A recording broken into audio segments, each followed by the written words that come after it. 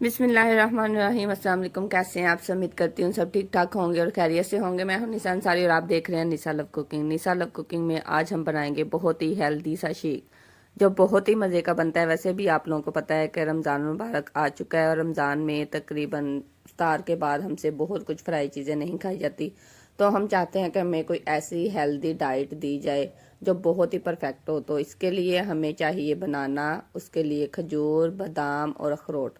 इसके लिए dry fruit आप अपनी पसंद के हिसाब से भी कर सकते हैं, जो आपको पसंद हो। मुझे ये पसंद थे इसलिए मैंने इसमें यही ऐड किए थे। इसको बनाना बहुत ही सिंपल है। सबसे पहले हमें चाहिए दूध, और दूध आपको पता है कि मौसम ऐसा है, ठंडा इस्तेमाल नहीं करना, रूम टेम्परेचर का मिल्क आपको चाहिए, वो आपने इसमें ऐड करना है। उसके साथ ही आप लोगों ने इसमें बनाना शामिल कर देना है, खजूर ऐड करनी है, और जो आप लोगों ने ड्राई फ्रूट पसंद हैं वो इसमें शामिल कर देने हैं। और इसमें आप लोगों ने बनाना का इस्तेमाल बहुत कम करना है। अगर आप लोग ज़्यादा बनाना का इस्तेमाल करेंगे ना तो वो बहुत ही थिक हो जाएगा और इफ्तार के बाद आपको वो मज़ा नहीं आएगा, ठीक है ना। आपने एक हेल्दी डाइट लेनी है तो आप लोग लाजमी इफ्तार में इसको परफेक्ट बनाएं। इन सारी चीज़ों को आप लोगों ने इसमें शामिल कर देना है। और इसके लिए आपने जो खजूर इस्तेमाल करनी है ना वो सॉफ्ट वाली इस्तेमाल करनी है। एक तो ये है कि वो ब्लेंडर में बहुत अच्छे से मिक्स हो जाएगी और ये बहुत अच्छी क्वालिटी की होनी चाहिए। आप लोगों ने इसमें हार्ड खजूर का इस्तेमाल नहीं करना। इसमें मैंने 4 खजूर शामिल किए हैं, आप अपने फैमिली के हिसाब से इसमें शामिल कर सकते हैं।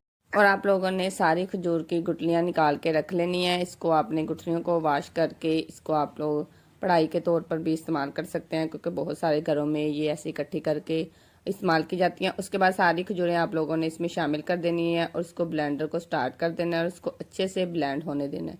वैसे आप लोग अगर इसमें वो जो मैंने बादाम शामिल किए हैं आप लोग इसको भिगो के भी इस्तेमाल कर सकते हैं। उसके बाद मैंने 1 चम्मच के करीब इसमें शामिल की थी गुड़ और चीनी।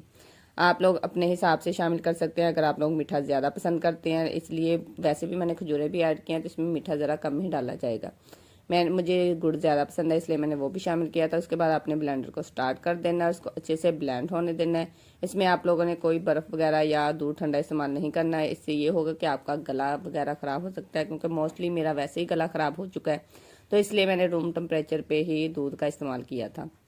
तो देखिए कितना मज़ेदार सा माशाल्लाह परफेक्ट सा बनाना शेक हमारा रेडी हो चुका है। अब मैं इनको ग्लास में निकाल लूँगी।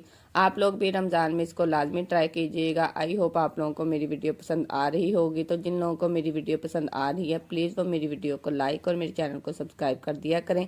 ऐसे ही मैं आप लोगों के लिए रमज़ान के हवाले से बहुत सारी रेसिपी लेके आऊँगी और आप लोगों को बहुत कुछ सीखने को मिलेगा। और इस बनाना शेक का टेस्ट बहुत ही आला और लाजवाब था। अगर आप लोग भी इसको बना के रमज़ान में इस्तेमाल करेंगे तो इसका बहुत ही फ़ायदा है। मिलते हैं नेक्स्ट वीडियो में, अपना ख्याल रखिएगा। अल्लाह हाफिज़।